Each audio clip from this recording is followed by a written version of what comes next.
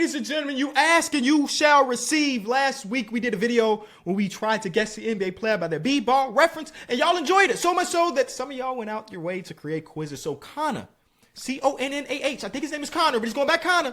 Thank you, man. He created like 5 different guess the NBA player by B-ball reference. So I will be doing all of them, probably, depending on how much y'all like it. So today we're starting off with the first one. The link should be in the description. My apologies on that. I'm getting back in the swing of thing of quizzes. I forget that y'all be wanting to play alongside me. I also read through the comments. So we are ready to body another Guess the NBA Player by B-Ball reference page. And hopefully this is big enough for y'all to play along. Again, I saw the comments saying that it wasn't big enough. This is the largest it can get, legitimately. This is at 250%. 250%. Only 10 questions, but again, he made so many of them that, like, it's not that big of a deal that it's only 10 questions. He gave us like 50 total, so I appreciate you, Connor. So the first one, all right, so this player came into the league in 2001 as a 26-year-old, so kind of a late bloomer to the league. He had 2 years or 22 games total where he played for the Bulls. Again, if you want me to fail, which I'm assuming that's what y'all trying to do, you're trying to get me to look stupid on the YouTube videos, which I appreciate. But if you want to see that, don't give me a Bulls player, especially not in this era. Now, he only played 22 games, so I'm kind of drawing a blank. But he did have a season in Toronto where he averaged 20 points per game on almost 5 3-pointers a game. So point guard, Chicago Bulls 2011. Did Mike James? This is like blowing my mind. Mike James had a 20-point per game season, because that's the only person I can think of from those Bulls teams that was a point guard. Mike James. Oh my God. All right. The next one. This player's career just ended a few years ago, from Orlando to New York to Indy to Philly. I think this is Big Beard himself, Kyle O'Quinn. Yes, it is. All right. The next one is a Laker who went to New Jersey, back to L.A., and then the other side of L.A. This is Mr. Jordan Farmar. Ooh, how do you spell Far? Oh, my God. How do you spell Jordan Farmar's name? Jor Farmar. Oh, and now the garage is open. Give me a sec. I'll be back. Big pause. All right, we're back locked in. Okay. So this player played from the age of 20 to 35 all around the league, all around the country. This is very easily Joe Smith. Shout out to Joe Smith. We got a lot of love for Joe Smith just because he's a Hoop Grids legend, because he's played for every single team. This guy started his career with the Utah Jazz, ended up with the Cavaliers, to Indiana, to Toronto. His best season is in Indy, where he started about half of his games. I'm pretty sure this is our guy, C.J. Miles. It is C.J. Miles. Okay, great. This player came into the league in 2009 and ended in 2017. Started 82 games with the Cavs in 2012-13. Starting 82 games is a rare feat nowadays. Back then, not so much. What do we know about this guy other than he's most known for his Cavs days, for sure.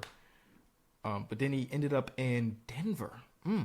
Okay, before Cavs days, he was a Wizard and then a Spur for 5 games. Is this our guy, Alonzo Gee? It is. Or is it G? I don't know. It's either Alonzo Gee or Alonzo G. I never really knew. This player did not play a lot in his career. From 2014 to 2021 is his career, starting off in Toronto to Sacramento to Memphis, where he actually got some burn as a starter in Memphis. That's 2018, 2019. Is that their tank year? Like the year for Ja? Maybe? Or is that the year with? I don't remember what all my draft classes kind of run together. I think that's the year before they jumped up to get the 2nd overall pick. And he ended his career in Houston a few years ago. I believe this is Mr. 2 years away from being 2 years away. Bruno. Oh my God, am I going to be able to spell his name? Bruno Caboclo. Caboclo. Oh my God. All right, so we're doing good. We got 3 more to go. This guy started in 2005. Dang, yeah, this is a tough one. He spent 2 years overseas between Puerto Rico and China. I guess he's most known for his time in Philly. Power forward. Early 2000s, power forward, but didn't play a lot. In the 9 games he played in this year 24 year, he was a power forward shooting 28% from the field. This guy wasn't very good. And I don't know. Skip it. First skip of the video. Forget it. This guy did not play very long either. Starting off in Phoenix and Cleveland. He's a 2 guard, sometimes point guard. Spent some time as a point guard for Phoenix in 2015. Then went to the Washington Wizards. Wow. He had his best time with the Wizards. And then he was out of the league right after that. His last year in the NBA, he averaged 11 points per game. We're gonna have to skip this one too. All right, Connor. This is Keith Van Horn. Shout out to Keith Van Horn. Okay, so we're back on track. But we got 2 that I have not even an inkling about this one. This one is so out there. This one's not good either, though. I feel more confident with this one because this guy played overseas for 2 years. I have no idea. Then it's a little bit older, too. This is relatively recent. And then so he averaged 11, but it ain't like he was efficient. His 4 games with the Detroit Pistons, he shot 32% from the field. Those are probably like the last 4 games of the year. Is they're trying to ultra tank to get Cade Cunningham or something? No, my timeline is messed up. It doesn't matter. Who is this? Shooting guard. Okay, wait. Look for discerning features in his stats.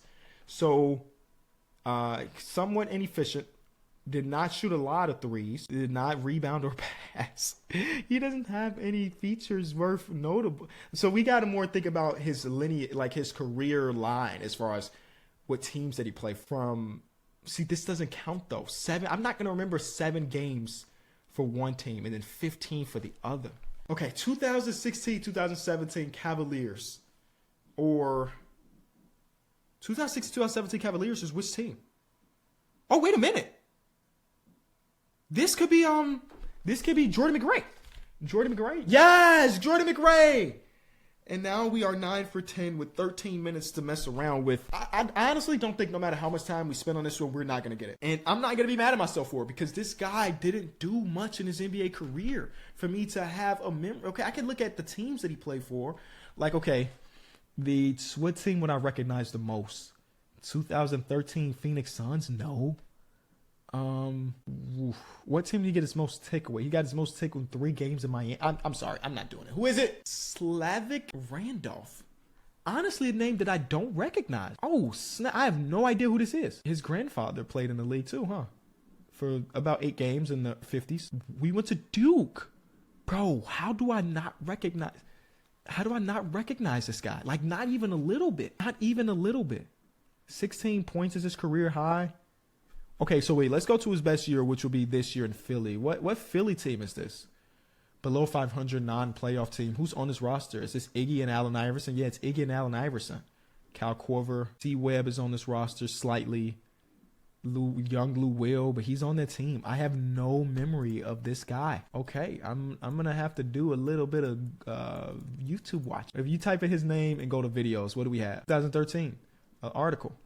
Does he have a long-term future in Boston? I'm sorry to break the news to you. He didn't. But when he was overseas, he was dogging 32-14. He was killing. Why would he come back? I would have stayed over there and been Michael Jordan in the league, gang. That's crazy. All right.